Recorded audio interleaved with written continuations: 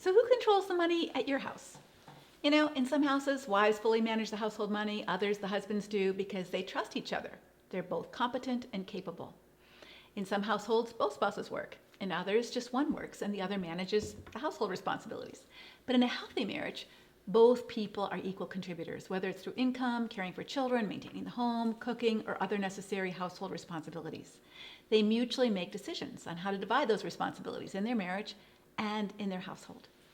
Yet there are times when one spouse, for whatever reason, isn't contributing, not to the family income and not to the household either.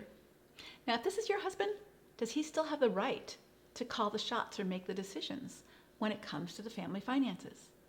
Many churches would say yes, because he's the head of the house and you need to submit. But what if his choices would put your future or your children's future at risk?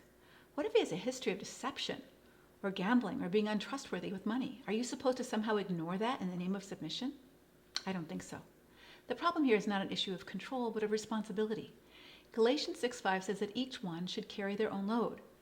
And a man who doesn't feel the need to carry his own load in a household, yet believes he should have all the adult privileges, has an entitlement problem. John Townsend, in his book, The Entitlement Cure, writes, "Entitlement is the belief that I'm exempt from responsibility and I'm owed special treatment."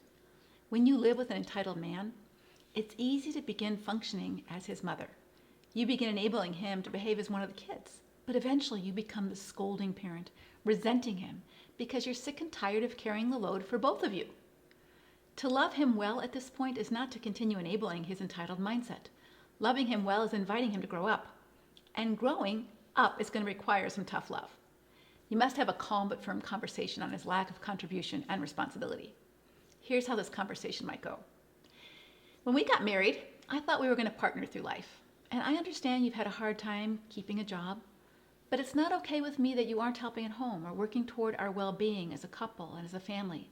It seems to me that you believe that your time is your time to do whatever you want without having to take any responsibility to take care of our house or our kids. You want to be a joint owner over our home, but you don't want to take care of it. You want to manage our money, but you don't pay the bills on time. You don't work to put money into our savings. And that's not okay with me. And I'm growing to resent you. And it's impacting our marriage negatively. Is that what you want? I'm tired of feeling like your mother, either nagging you to do what you should be doing or picking up the pieces of what you've neglected to do so things don't fall apart.